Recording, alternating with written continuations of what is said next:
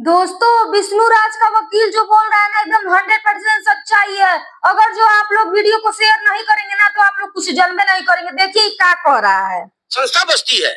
दूसरा क्या आया कि पत्नी किसी पति की जागीर नहीं है। वकील, अगर वो जागीर नहीं है, हम भी मानते हैं कि वो जागीर नहीं है, तो फिर मैं भरण पोषण क्यों दूं?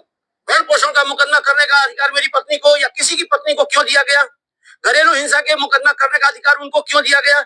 125 का मुकदमा करने के लिए उनको क्यों दिया गया? 498 का मुकदमा करने के लिए उनको अधिकार क्यों दिया गया? इसके बाद तलाक लेने का भी मुकदमा का अधिकार उन्हीं को दिया गया। और ये चारों जो नियम बनाए गए, इस चारों नियम में पत्नी जो चाहेगी वो होगा। अगर मुकदमा हो गया तो 125 में पति कुछ भी कर ले, यहां से लेकर सर्वोच्च न्यायालय तक चला जाए, उसको उसका भरण पोषण देना ही होगा। अगर घरेलू हिंसा करती है तो उसको रहने के लिए पति को घर देना ही होगा।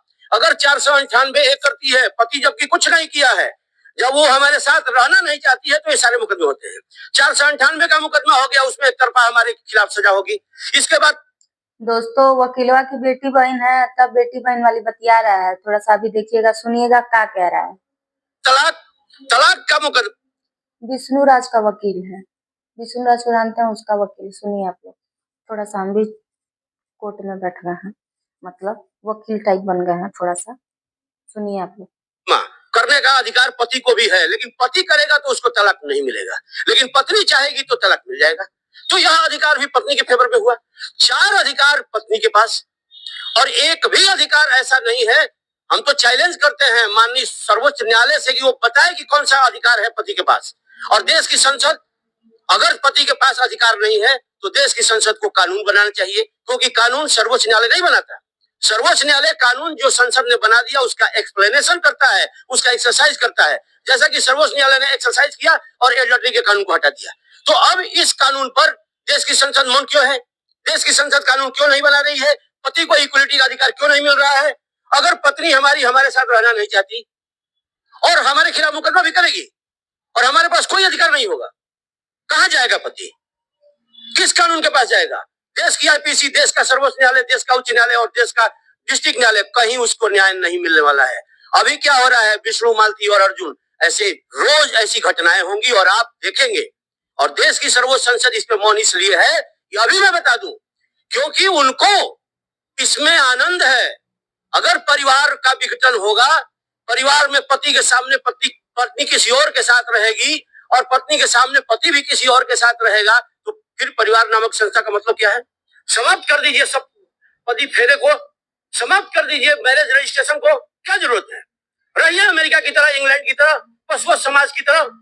आपने कहा कि पति बेचारा है और पति जो है, पति होना पाप है। इस समाज में, इस देश में पति होना पाप है। आपने एक शब्द पर जोर दिया कि पति बेचारा है। अब तमाम लोग जब आपकी बात को सुनेंगे तो वो कहेंगे कि आप पुरुषवादी सोच के शिकार हैं। तमाम लोग आप कहेंगे कि महिला सशक्तिकरण से आप इतने आहत हो गए हैं कि आप कह रहे हैं कि तमाम सभी चीज पुरुष प्रधान समाज में पुरुषों के पास आ जाए और तमाम जिस तरीके से पहले सब कुछ चल रहा था वैसे चलने लगे। देखिए, महिला सशक्तिकरण की बात आप कर रहे हैं। महिला सशक्तिकरण की बात हमारे देश का संविधान भी कर रहा है, हमारे देश का न्यायालय भी कर रहा है, हमारे देश की संसद भी कर रही है। क्या आपको लगता है कि महिला सशक्तिकरण हो रहा है? महिला सशक्तिकरण तब होगा जब महिलाएं पढ़ेंगी। महिला सशक्तिकरण तब होगा जब महिलाएं आचरण, उनका चरित्र होगा। जिसका चरित्र नहीं होगा उसका कोई विकास नहीं होगा, उसका कोई सशक्तिकरण नहीं होगा। महिला यदि पढ़ के डाउरी के बारे में जान जाती है, दहेज के बारे में जान जाती है, दहेज अधिनियम में मुकदमा दर्ज करती है, 498 में मुकदमा दर्ज करती है, तो आपको क्यों आपत्ति और तकलीफ हो रहा है? ये आपका भ्रम है कि वो पढ़ के करती है। पढ़ने वाले तो हम वकील हैं, हमारे पास अनपढ़ भी आता है, मुकदमा बना देते हैं। आपको पता नहीं है, ये जो जितने भी मैट्रिमोनियल केसेज हैं, मैं दावे के साथ कहता हूँ 99.9% सब फर्जी मुकदमे होते हैं। ये कब होते हैं? जब पत्नी हमारे साथ रहना नहीं चाहती और उसके बाद हम रखना भी चाहते हैं, मीडिएशन होता है। मीडिएशन में पत्नी का बयान लग रहा है दोस्तों ना, वकीलों को धोखा मिला है। अभी देखिए आता है कि हम आपके साथ रहना नहीं चाहते, इसके बावजूद इसके बाद क्या होता है, ये चारों मुकदमे लग गए पति पर, जबकि ऐसा कुछ हुआ नहीं। अरे वाह, बार बार बोल रहा है ना कि पति पर मुकदमा लग गया और मेरी बीवी, इसका मतलब इस वकीलों की बीवी का कहीं नहीं है। थोड़ा सुनिए आप लोग।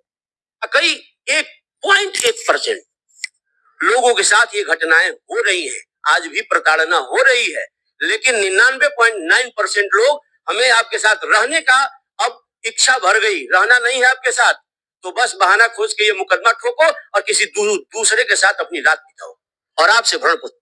हमको लग रहा है कि इसको बेचारे को धोखा मिला है, पक्का दोस्तों। कहाँ से इसका फीलिंग जो है ना, जो फीलिंग आ रहा है ना बेचारा वकील, लगता है बेचारे को बहुत दर्द मिला है सीने में। ओ माय गॉड, सुना रहे हैं, आगे भी सुनिए आप लोग। चढ़ लिया जाए। पति होना पाप है जो बार बार बोल रहे हैं ना, जिस दिन पतियों को समझ में आ जाएगा ये सब नामर्द बैठे हुए हैं, सर्वोच्च न्यायालय की तरफ कूच करना पड़ेगा, इस देश की संसद की तरफ कूच करना पड़ेगा। ये क्या है भाई, एक तरफा कानून क्यों बनाएंगे आप? जितना राइट पति को, आप सशक्तिकरण की बात कर रहे हैं। सशक्तिकरण कैसे होगा? एक पक्ष को कमजोर करके, एक पक्ष को आप दबा देंगे तब होगा सशक्तिकरण। अरे महिलाओं की सशक्तिकरण करो, उनको पढ़ाओ, उनको लिखाओ, उनको आरक्षण। ये बतिया तो वकीलवा बिल्कुल सही बोला है दोस्तों, कि जो है ना अधिकार ज्यादा महिला को मिला हुआ है, तो पुरुष को भी बराबर का अधिकार मिलना चाहिए। ये बात एकदम सत्य बोल रहा है वकीलवा, इससे हम सहमत हैं। आप लोग हैं कि नहीं, कमेंट में बताइएगा। तो आप कहना क्या चाहते हैं कि पति रोएगा, उसका आंसू पोंछने वाला कोई इस दुनिया में नहीं होगा? आप कहना चाहते हैं कि कानून की किताब में, कानून के तर्कस में कोई ऐसा तीर नहीं बचा है? नहीं है। अगर है तो देश की संसद में बैठे हुए हमारे नेता बताएं, देश के सर्वोच्च न्यायालय में बैठे हुए जजेस बताएं। ये वकील सवाल कर रहा है, उन दोनों से सवाल कर रहा है, क्योंकि देश की संसद को कानून बनाने का अधिकार दिया गया है। जेल भेज देंगे आप? अरे हमको जेल भेजेंगे तो उनको भी हम जेल भेजने के बहुत तरीके जानते हैं, वो बताएं। मैं पूछना चाहता हूँ कि मैट्रिमोनियल केसेस जब आते हैं तो क्या सारे मैट्रिमोनियल केसेस सही होते हैं? अब मैट्रिमोनियल, ये विष्णु राज का वकील है दोस्तों, अभी देखिएगा, बाद में सुनिएगा क्या होता है। केसेस में पति के पास कौन सा अधिकार है, मैं जानना चाहता हूँ। मैं मानता हूं कि मैं, हो सकता है मैं सारी कानून की किताब नहीं पढ़ा हूं, तो मुझे देश की सर्वोच्च न्यायालय द्वारा बताया जाए या किसी जज के द्वारा बताया जाए, किसी हमारे देश की संसद के किसी नेता द्वारा बताया जाए कि यह कानून आपके पास है। मैं आपके सवाल पर आता हूं। आपकी बात सुनने के बाद यही लगेगा कि आप जो है काला कोट पहनकर लोगों को न्याय दिलवाते हैं, आप अधिवक्ता हैं। आपके पास तमाम पीड़ित लोग फरियादी बनकर आते हैं, आपसे गुहार लगाते हैं। जब आप एक तरफ कह रहे हैं कि ये जो हमारे हाथ में FIR कॉपी है ये बेबुनियाद है, फर्जी है, फर्जी है, फर्जी है, तो कैसे पीड़िता को न्याय मिलेगा? इस तरीके से तो महिलाएं इस तरीके से दहेज से प्रताड़ित होती रहेंगी और दहेज के लोभी और लालची लोग उनकी अस्मिता को लूटते रहेंगे, उनको तार तार करते रहेंगे। इसका तो कोई विकल्प नहीं होगा, तमाम लोग इस पर सवाल करेंगे। अब जरा सोचिए, हमारी पत्नी हमसे सप्तपदी के द्वारा शादी हुई, रजिस्ट्रेशन भी शादी का हुआ, और हमारी पत्नी यानी कि इनकी पत्नी, हमारी पत्नी बार बार बोल रहा है हमारी पत्नी, इसके साथ पक्का धोखा हुआ है। ये बार बार हमारी पत्नी बोल रहा है, थोड़ा कॉमेडी सुनिए आगे। और मर्द के साथ रहती है तो हमारे पास कोई कानून नहीं है। हम आंख खड़ा होकर देखेंगे कि किसी और मर्द के साथ वो रात बिता रही है और हमारे पास कोई कानून नहीं है। एडल्टरी का कानून इस देश में नहीं है। क्या कहेंगे? पति क्या करेगा? रोएगा नहीं? अभी रोने की बात कर रहे हैं, स्वयं लगाएगा। बेचारा रो रहा है।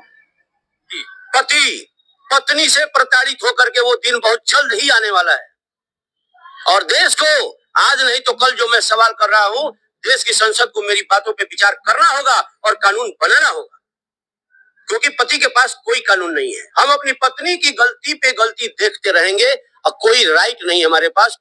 भाई वकील के साथ बहुत बड़ा धोखा हुआ है दोस्तों। कहाँ से कि बार बार बोल रहा है हम अपनी पत्नी को, पत्नी हमारी, मतलब इसके लिए बनना चाहिए, मतलब जो भी है बराबर होना चाहिए। बेचारा पीड़ित है, अभी मालती के बारे में भी कुछ टिप्पणी करेगा ये।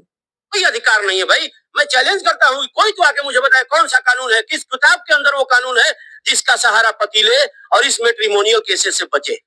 एक ही तरीका है, 40 लाख, 50 लाख, 1 करोड़ दीजिए मुआवजा। और तमाम लोग कहेंगे कि वकील साहब, अधिवक्ता साहब उस समय कहाँ गए थे जब एक मर्द 6 औरतों को रखेल बना के रखता था, 7 8 महिलाओं मर सारे कब बस ये बरबराता है। सवाल आया कि घर वाली बाहर वाली का, तो घर वाली कहती है कि हम बाहर वाली को नहीं घुसने देंगे। अब इस पर आप क्या कुछ कहेंगे? अब इसी मामले में ले लीजिए, विष्णु की क्या गलती है? मालती दूसरे के साथ अफेयर क्यों बनाई? और विष्णु बिल्कुल, अगर विष्णु की वो पत्नी है तो उसको अर्जुन के साथ अफेयर नहीं बनाना चाहिए था। अफेयर बनाया, पकड़ी गई, फिर उसके साथ शादी हुई, तो फिर विष्णु के पास क्यों आई? सीधी सीधी बात है, विष्णु के पास इसलिए आई कि विष्णु को अर्जुन और मालती दोनों मिलकर फंसाए, या अर्जुन ही आकर के मालती को भगा दिया होगा ताकि जो मेरा परिवार टूटने से बच जाए? मैंने तो जो आनंद लेना था ले लिया। कुछ भी हो सकता है। कैसे विष्णु को आप दोषी मानते हैं? तो विष्णु दोषी नहीं है तो जेल में क्यों है फिर? जेल में देखिए, हमारे देश का कानून ऐसा है। कहिए जेल का ताला टूटेगा, विष्णु टूटेगा। कहिए जेल का ताला टूटेगा। अगर न्याय होगा तो जेल का ताला टूटेगा, विष्णु बाहर आएगा और अर्जुन अंदर जाएगा। अर्जुन जाएगा। जाएगा।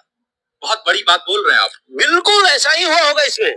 भाई देखिए, विष्णु जो पति या अपनी पत्नी को गलत स्थिति में देख करके और इतना त्याग करने के लिए तैयार है कि चलो भाई तुम हमारे साथ नहीं रहना चाहती हो, जिसके साथ पकड़ी गई हो उसी के साथ रहो। हमारे जैसा पति या बहुत सारे ऐसे पति होंगे जो इस स्थिति में देखने के बाद अगर अपनी गन होगी लाइसेंसी तो निकाल देंगे ऐसे कार्य पे। ये गन होंगे निकाल लेंगे, इसके पास गन होना ही लग रहा है। मैं ऑन कैमरा बोल रहा हूँ क्योंकि मुझे गुस्सा आएगा। अगर पत्नी मेरी प्रॉपर्टी नहीं है तो मैं भी उसकी प्रॉपर्टी नहीं हूँ। आप किसी गैर महिला के साथ संबंध बनाएंगे तो पत्नी को भी प्रस्ताव देना चाहिए कि उस तरीके का होगा तब ना। इस बलिया के अंदर नहीं, पूरे जितने लोग बात की घोषणा कौन कर सकता है कि आपका चरित्र पवित्र है? देखिए, चरित्र की घोषणा या उसका कोई प्रमाण पत्र कहीं से जारी नहीं होता है। चरित्र आपके अंदर है, मेरे अंदर है। ये चरित्र आप अपना बना के रखेंगे ना तो आप विश्वामित्र भी बन सकते हैं, और चरित्र अगर खराब करके रखेंगे तो अर्जुन भी बन सकते हैं। लेकिन जैसा कि ये बात हर लोगों को नहीं समझ में आती है। इसीलिए इस केस में भैया जो था, जो बहन तिलक लगा के कहती थी कि विजयी भवा, वो भाई जो है अपनी बहन को बिस्तर पे पटक के कहता है कि मैं तुम्हारे साथ सोऊंगा, तुम्हारे साथ संबंध बनाऊंगा ही। तुमको घर वाली का दोष अकेले मत दीजिए। वो भाई का एक, अब बताइए कितना कलंकित रिश्ते को किया गया। उसको भाई बना के और बहन के द्वारा पति के अनजाने में या पति की जानकारी न हो इसके लिए भाई बना करके और उसके साथ रंगरेलिया बनाया जा रहा था। एक तो भाई के रिश्ते को कलंकित किया गया, बहन के रिश्ते को, और दूसरे पति के साथ जो एक विश्वास क्या होता है, परिवार मतलब विश्वास की डोर पे बंधा हुआ हमारे देश के अंदर परिवार है। और परिवार, हाँ, और परिवार रूपी संस्था से ही हमारा देश बना है। कुछ समाज नहीं हमारे यहाँ। कोई भी मर्द किसी भी महिला के साथ नहीं रहेगा, कोई भी पत्नी किसी महिला के साथ नहीं रहेगी। फिर शादी जैसे पवित्र बंधन की जरूरत क्या है? अगर है इसका मतलब दोनों एक बाप रे बाप, भचर भचर भचर भचर। दोस्तों, ये विष्णु राज का वकील था, ठीक है ना। अभी जो है ना, इसको जो बोल रहे हैं, जो भी बोल रहे हैं, कुछ बातें इनकी सच्ची हैं कि जैसे कि बोल रहे हैं कि न्याय मिलना चाहिए औरतों को। औरतों के लिए जो न्यायालय बनाया गया है वो पुरुषों के लिए भी होना चाहिए। पुरुष भी प्रताड़ित होते हैं तो सही बात है। और जो बात इन सच्चाई हुई ना, वकीलवा की बात सुन लो, मतलब कमेंट में लास्ट में बताइए आप लोग। जय माता दी। चलो यार महादेव, हमारे जब वीडियो पड़ल रहेला सोशल मीडिया ओही के अकॉर्डिंग रिएक्शन देवल काम है। बाकी हमके आप लोगन से दुश्मनी थोड़ी बा।